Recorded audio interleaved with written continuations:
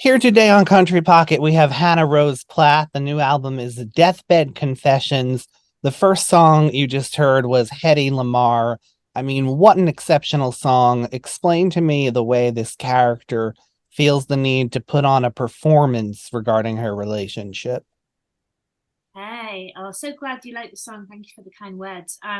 So the song is about two things really. It's a lot of the stories I was writing them as if they were complete fiction, but obviously there's always that element of truth that comes in from your own life. And I've been in a few relationships in the past where I'd felt obviously like I'd had to tiptoe around other people, and some of them got quite dark and quite abusive in places.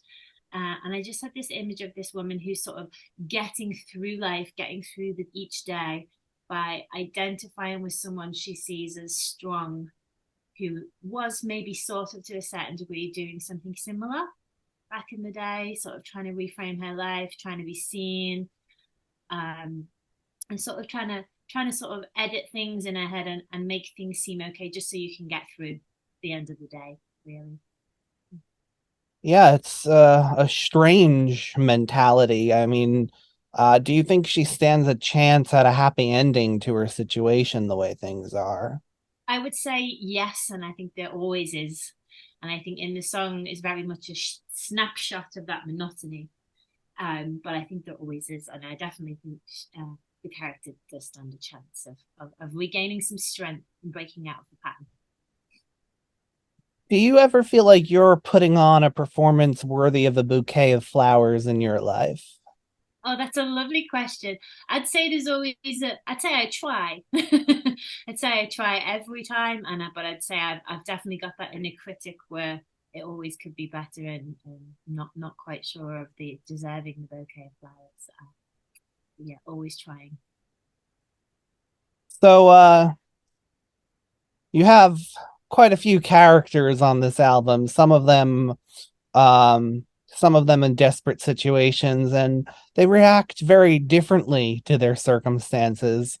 Gonna move on to one called Dead Man on the G Train, someone who I think sort of takes an opposite track to a rough relationship.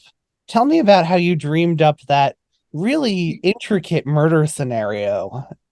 Okay, this might take a minute, so do stop me if I ramble on. So I visited New York just before the pandemic, and I love New York. It's one of my favorite places, and it's full of stories and sounds and smells and sights. And I went out for dinner with a friend of mine. Her name is Dale, and she is quite high up at a guitar pedal company called Tech 21 NYC. If any of you guitar nerds out there, you might know who they are. And she took me out for dinner, and we'd been to Brooklyn that day, and she was just complaining about how far it is. She grew up there, and she was talking about the G train, and she said, "Oh, who even knows where it goes? It's really far, and there's always really strange people on it." And she actually said the words, "I think there was a dead man on the G train once." And I did my classic songwriter thing of going, "Oh, that's an interesting song title." And she was like, "It's yours, go for it."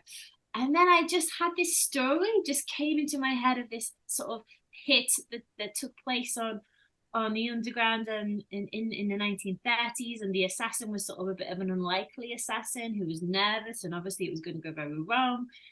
And then I just wanted to do a little twist, a little plot twist.